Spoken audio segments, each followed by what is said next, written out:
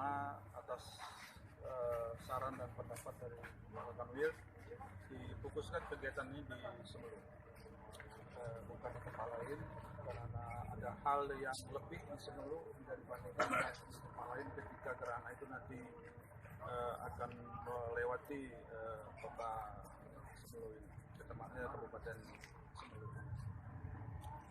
Persiapan berikutnya adalah kita sudah melakukan berbagai hal yang kemungkinan nanti bisa kita lakukan mulai kemarin ya, sudah beberapa hari yang lalu.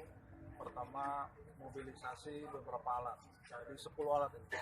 10 alat teleskop yang kita bawa kemari dengan pakar, Pak Doktor dan teman-teman yang lain. Sejak hari Senin sudah berangkat kemari, dan tentunya rekan-rekan Bapak Ibu sebagai tim dari media juga sudah mengikuti, dan insya Allah puncaknya adalah besok jam 10 lewat ya, Ustaz ya, 10 lewat itu sudah mulai. Kita berharap ya, berdoa besok itu cuacanya cerah. Kalau cerah insya Allah semuanya akan bisa berjalan sebaik. Mudah-mudahan ini malam ini kalau bisa kita semua berdoa. Kalau seperti ini nanti besok itu satu kendala yang memang tidak bisa kita lihat.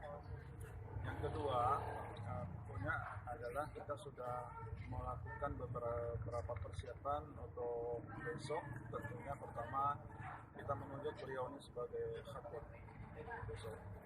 Dalam waktu lebih kurang 20 menit beliau akan menjelaskan.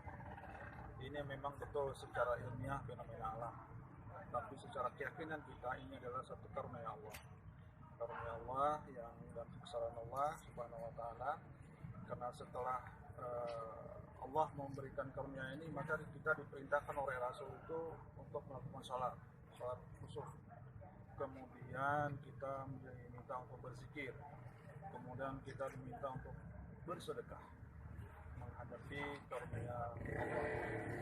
Dan sebelumnya kita sudah berkoordinasi dengan tim pemerintah daerah Kabupaten Semeru melalui Kemenak, dan akhirnya disepakatilah besok di tempat ini.